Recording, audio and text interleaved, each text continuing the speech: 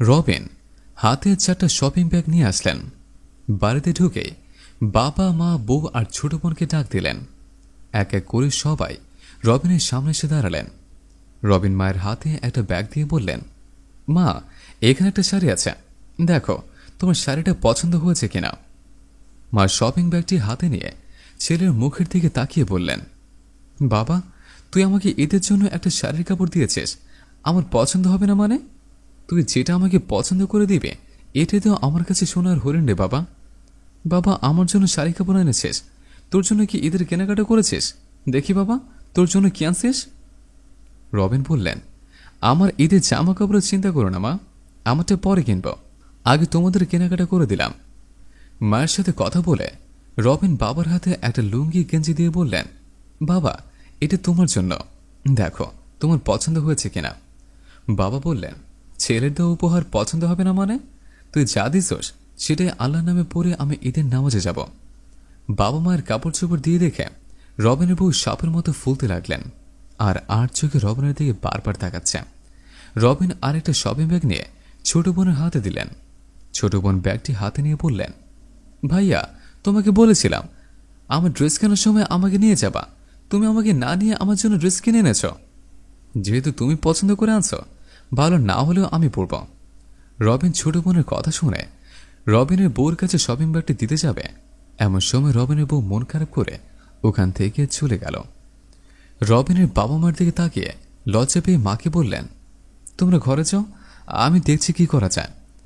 রবিন এই কথা বলে বউয়ের পিছে পিছে চলে গেলেন।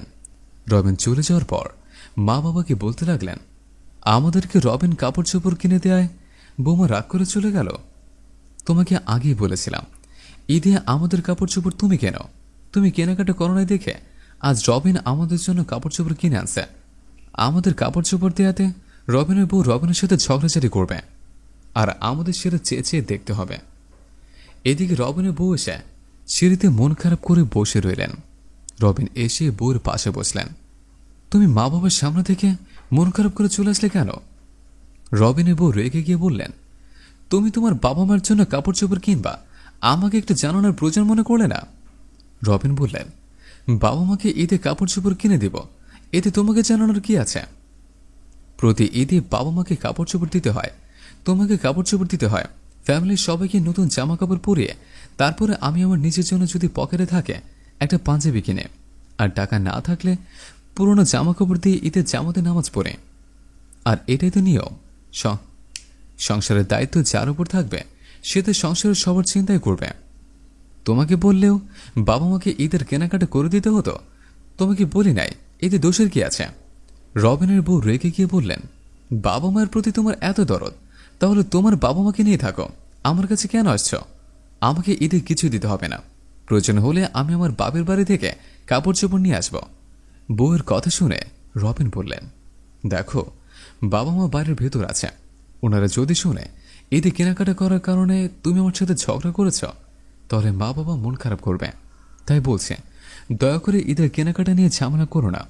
তুমি তো জানো আমরা 2 ভাই বোন, আমার তো আর কোনো ভাই নেই যে আমি বাবা মাকে কাপড় চোপড় না দিলে আমার ভাই কিনে দেবে। সারা জীবন তো বাবার কিনে দেওয়া পোশাক পরে ঈদে নামাজ আদায় করেছে। আমি না হয় 2-3 বছর হলো বাবা মাকে ঈদে কাপড় চোপড় দেওয়ার মতো সামর্থ্য অর্জন করেছে, আল্লাহ আমাকে দিয়েছে। তাই এই বিষয়টা নিয়ে আর ঝামেলা করো না।